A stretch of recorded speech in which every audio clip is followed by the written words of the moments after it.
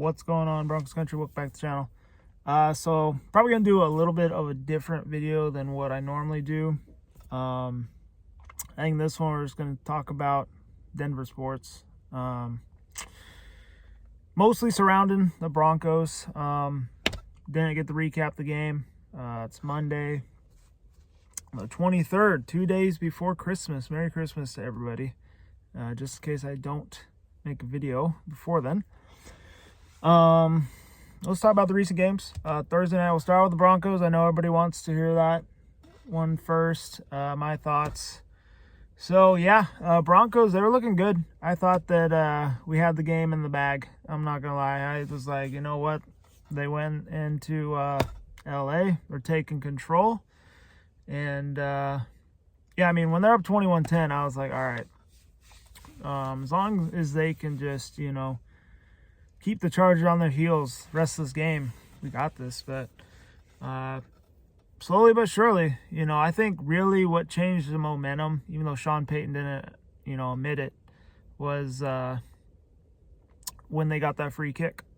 I didn't even know that was in the rule book. I always mentioned, I was like, if you do a kickoff and it goes down the uprights, that should be 3 points. I said that a long time ago. I mean, nowadays I don't really agree with that, but when I was younger, yeah, I was like, that would be cool. That should happen. If you get it down the uprights on a kickoff, that should be 3 points. This is kind of what that was. I guess they drew a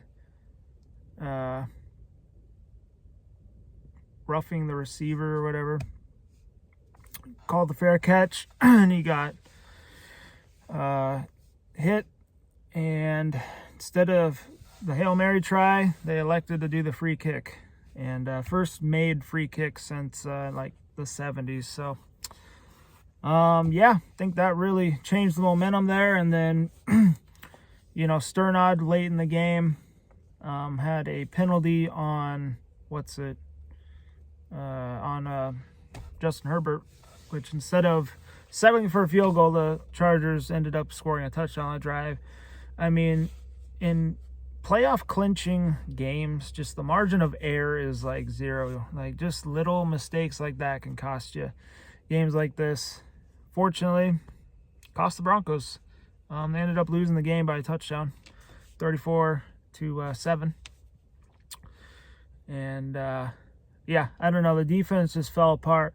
I don't know if the defense is getting a little bit exposed, because against the Browns, they gave up 30-plus points, and against the Chargers, they've given up 30-plus points. Now, it's two of the last 3 games they've given up 30-plus points. So I don't know if they're fatigued or if they're getting a little exposed. But yeah, definitely sucks. Wish we could have got this one. It sucks to get swept by the Chargers, but at least we didn't get swept by the damn Raiders. I was getting sick of getting swept by them. And same with the Chiefs. Getting sick of being swept by them. We still play them one more time. There's a possibility we do get swept by them. Honestly, if we get swept by them but we make the playoffs, it's not going to hurt that bad, to be honest. To me, at least. It's still going to suck. Don't get me wrong. I hate losing to them booger pickers. All right. But it is what it is. Big game coming up, though, against Cincinnati in the jungle, taking on the Bungles. They're pretty hot right now. It's going to be tough. But, one thing that I thought of the other day, which I'll speak of in a second, the Broncos, they've been pretty good after a loss this season. So hopefully they could keep that up. They bounce back in this one. Hopefully they can get a huge win on the road, securing a playoff spot.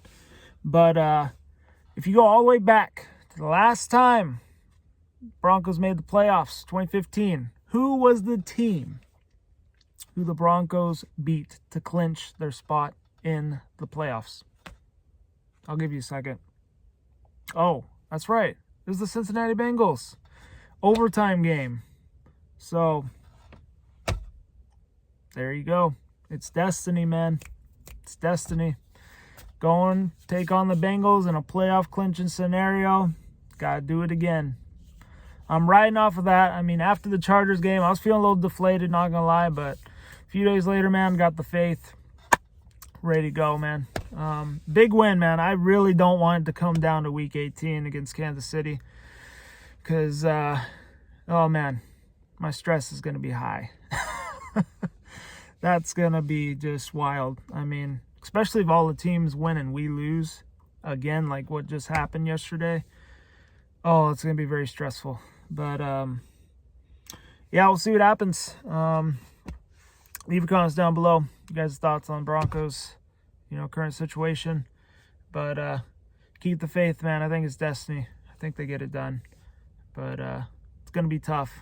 And if they do get it done, it's going to be close, man. Just expect your heart rate to go up. Your heart's going to be beating. It's going to be crazy. So anyway, on to the Nuggets. They just got a win over the Pelicans. They lost to the Trailblazers the other night by a layup, buzzer beater by Anthony Simons, which, man, I don't know what it is in the Nuggets losing to bad teams. I definitely think they need to make a trade.